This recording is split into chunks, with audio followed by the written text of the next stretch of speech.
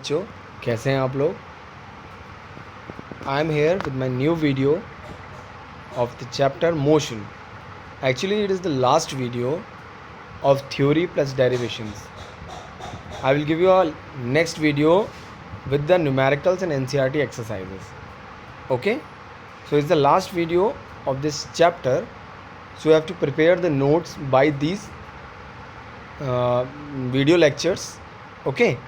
Or I will give you the NCERT solutions or also some important question related to your chapter motion. So without wasting time, I hope you all are well and take your notebooks and pen in your hand. And now we start the last lecture of the chapter motion. बेटा, इस lecture को start करने से पहले मैं आपसे बात करना चाहूँगा, have you read all the notes which I have provided to you, or listen all the video lectures, means both lectures which I have provided. If you listen that lectures, so is it clear that what are the terms we have used in the last two lectures? So today's lecture is very important if you know about other two lectures. Okay, so without wasting time, I will start. Okay.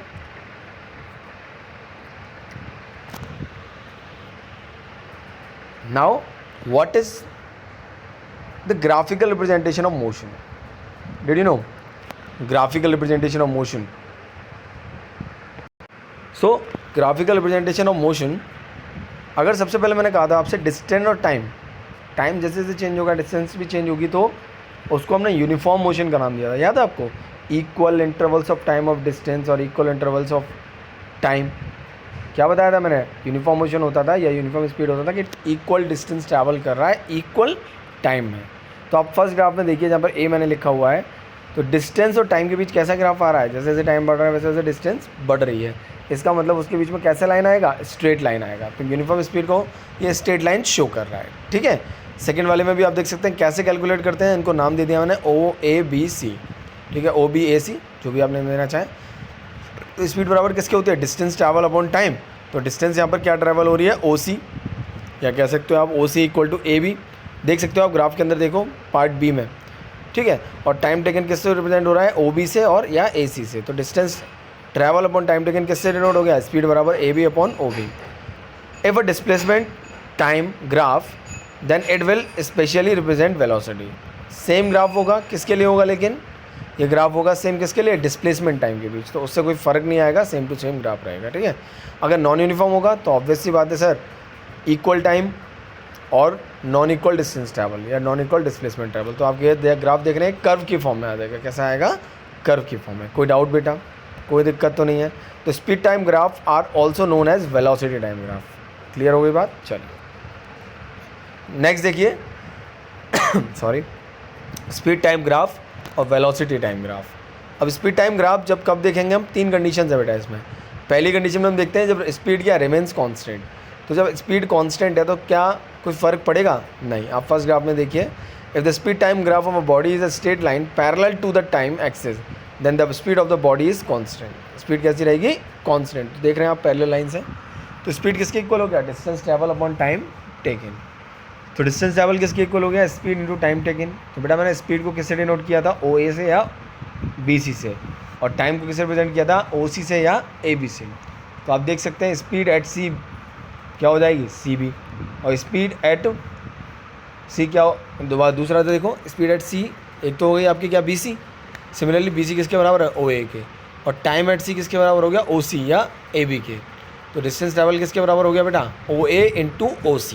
OA क्या है बेटा? Speed. OC क्या है बेटा? Time. तो distance travel अगर आप देखो तो आप जानते हो एरिया ऑफ रेक्टेंगल क्या होता है? Length into breadth. तो ये भी लेंथ इंटू ब्रेथ है ना. तो ये क्या बन गया? एक एरिया ऑफ रेक्टेंगल OABC. तो इसका मतलब इन VT graph the area enclose. तो ये जो एरिया इनक्लोज है, इसके अंदर का जो एरिया है वो किसको डिनोट करेगा बेटा? ये किसको डिनोट करेगा? जल्दी बताओ. ये डिनोट करेगा डिस्टेंस को, क्योंकि वहाँ पे आपने किसको डिनोट किया था? स्पीड को. यहाँ पे किसको डिनोट करेगा? डिस्टेंस ट्रैवल को. तो ये OABC के अंदर का जो एरिया है वो किसको डिनोट करेगा? डिस्टेंस को. ठीक है. चलिए दूसरी condition, VT graph when speed changes at a uniform rate. अगर स्पीड यूनिफॉर्म रेट से चेंज होगी तो इसका मतलब वहाँ पे कैसा एक्सेलरेशन होगा, यूनिफॉर्म एक्सेलरेशन होगा। कैसा होगा बेटा, यूनिफॉर्म। याद आ गया होगा आपको। तो देखो आप, अब जब चेंज हो रहा है यूनिफॉर्म में कैसा ग्राफ बनता है, स्ट्रेट लाइन। तो एक्सेलरेशन किसके बराबर होगा बेटा, P Q upon O Q. कोई दिक्कत तो नहीं है। तो अगर ये स्लोप देखा जाए तो स्लोप में स्पीड टाइम में देखा जाए तो एक्सेलरेट कर रहा है और एक्सेलरेट कर रहा है, तो ये जो स्लोप है ये किसको डिनोट कर रहा है, एक्सेलरेशन को। अब अगर distance travel by a moving body in a given time can also भी कैलकुलेटेड। अब ये देखो, ये फिगर जो है ओ पी क्यू दिख रहा है, ये डिस्टेंस ट्रैवल है। और डिस्टेंस ट्रैवल किसके बराबर होगा, हाफ ऑफ पूरा एरिया ऑफ रेक्टेंगल है ये। वैसे तो half into base into height भी होता है, तो हाफ इंटू पी क्यू कह सकते हो ना, कोई दिक्कत तो नहीं है। Half into base into height में तो एरिया ऑफ रेक्टेंगल क्या होगा, O P into P Q या O P into O Q, कोई दिक्कत तो नहीं है। अच्छा ये ओ आर है, सॉरी बेटा, O R into O Q, ठीक है। किसके बराबर, O R into O Q या P Q into O Q, कुछ भी कह सकते हो आप। तो वीटी टाइम ग्राफ में जब भी हम बात करते हैं अपवर्ड मोशन की, तो अपवर्ड में हम बात करते हैं कैसे, आप ग्राफ देख रहे हो। लेकिन जब हम डाउनवर्ड मोशन में बात करते हैं, रिटार्डेशन का ग्राफ होता सिंपल है बट डायरेक्शन नीचे की तरफ हो जाती है, ठीक है। तो VT graph of body straight line sloping downwards, कोई दिक्कत तो नहीं है। तो ये रिटार्डेशन को डिनोट कर रहा है। तीसरी कंडीशन, जब speed time graph when the initial speed of the body is not zero. जब स्पीड टाइम ग्राफ हम कब का बता रहे हैं, जब इनिशियल स्पीड किसी भी बॉडी की कैसी ना हो, ज़ीरो ना हो, ठीक है बेटा। तो एरिया ऑफ ट्रेपेजियम अगर देखें आप, यहाँ पर एक ट्रेपेजियम बनना है। अब जब ज़ीरो से स्टार्ट नहीं है तो हमने कहाँ से स्टार्ट माना है इसको, बी से। जब बी से स्टार्ट माना तो एक ट्रेपेजियम की फॉर्म बन रही है, ओ बी सी ए। और एरिया ऑफ ट्रेपेजियम सब लोग जानते हैं, half into sum of parallel sides into height. तो एरिया ऑफ ट्रेपेजियम किसके बराबर हो गया, sum of two parallel side into height upon two. तो पैरेलल साइड कौन कौन सी है बेटा, पैरेलल साइड आप देखिए ओ बी है और सी है, ठीक है, plus into O A upon two. कोई दिक्कत नहीं है, दोबारा बोल देता हूँ। Area of trapezium O A B C या ओ ए बी सी ए, जो भी आप बोलना चाहते हो, तो किसके बराबर होगा वो, sum of parallel side. Sum of parallel sides कौन सी है, ओ बी और सी है। और हाइट क्या है बेटा, हाइट है यहाँ पर ओ ए। कोई दिक्कत तो नहीं है, लास्ट ईयर आप पढ़े थे आप। तो speed time graph of body whose speed does not change at uniform rate. अगर उसकी स्पीड यूनिफॉर्म रेट के साथ चेंज नहीं होती है, इसका मतलब वहाँ पर एक्सेलरेशन क्या है, नॉन यूनिफॉर्म। कोई दिक्कत तो नहीं है। और लास्ट में आप देख सकते हैं graph, speed time graph when speed changes of a non uniform acceleration. तो नॉन यूनिफॉर्म का आप ग्राफ जानते हैं सभी लोग, ठीक है। अब देखिए ज़रा, अब क्या होगा, अब देखिए नेक्स्ट में क्या देखने वाले हैं, very very very very very important. जितने वेरी आप लिखना चाहो मेरे साथ के साथ एक क्वेश्चन करते जाएंगे। ये तीनों इक्वेशन बहुत ज़्यादा इंपॉर्टेंट है ग्राफिकल मेथड के जरिए, ठीक है। तो पहली इक्वेशन क्या थी, v is equal to u plus a t. मान लिया इनिशियल वेलोसिटी जीरो से नहीं स्टार्ट करेंगे, इनिशियल वेलोसिटी मान ली यू, तो ए से स्टार्ट होगा, वही ग्राफ जो अभी बनाया था आपने। तो यू बराबर ओ ए, और final velocity of the body देखो वी बराबर बी सी, देख रहे होंगे आप। तो अब आपने मान लिया, जब बी सी को देखो तो बी सी किसके बराबर है, B D plus D C, और डी सी किसके बराबर है, ओ ए के, सामने सामने है। तो यहाँ से देखो तो v बराबर किसके, बी डी प्लस ओ ए।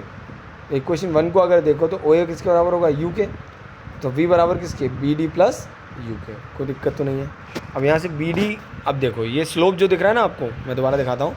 ये जो ए बी लाइन दिख रही है, ए बी लाइन स्लोप है, और ये स्लोप किसके बराबर होगा, A D upon B D के होगा। तो देख रहे हो आप, एक्सेलरेशन ए है कि नहीं, B D upon A D के। तो आप लोग देखिए यहाँ, ए डी बराबर डी सी है बराबर टी, ग्राफ देखो, ए डी बराबर डी सी बराबर टी, देख रहे हो आप। ए डी बराबर ओ सी बराबर टी के बराबर है ये। तो देखो ए डी बराबर ओ सी बराबर टी, पुट करा तो बी डी बराबर किसके आ गया, ए टी। उठा के पुट कर दो, बी बराबर क्या आ गया, यू प्लस ए टी। कोई डाउट तो नहीं है, कुछ भी मैंने बड़ा नहीं किया। दोबारा बता देता हूँ एक बार कि आपने क्या देखा। पहले मैंने ये देखा बी सी किसके इक्वल है, B D plus D C के। तो डी सी किसके बराबर है, यू के। अब उठा के यहाँ से वैल्यू हमने निकाली ए की, A equal to B D upon A D. तो बी डी किसके बराबर हो जाएगा, ए टी के, ठीक है। अब आते हैं s equal to u t plus half a t square में ग्राफिकल मेथड से। ये डिस्टेंस टेबल है, ये डिस्टेंस टेबल किसके बराबर है, पूरा जो अंदर वाला है। एक तो ट्रायंगल बन रहा है और एक रेक्टेंगल बन रहा है। तो ट्रायंगल क्या है, ए बी डी, और rectangle O A D C. तो एरिया ऑफ ट्रायंगल क्या होता है, half into base into height.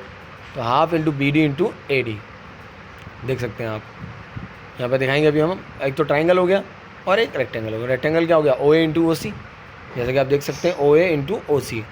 तो यू इंटू टी हो गया तो, और triangle half into base into height, तो half into A D into B D. Solve किया मैंने, half into T into A T, area आ गया इसका ट्रायंगल का, दोनों को मैंने जोड़ कर लिख दिया, आंसर आ गया, कोई दिक्कत तो नहीं है। तीसरा और ज़्यादा आसान है, ट्रेपेजियम की फॉर्म वाला लेना है, sum of parallel sides into height upon 2।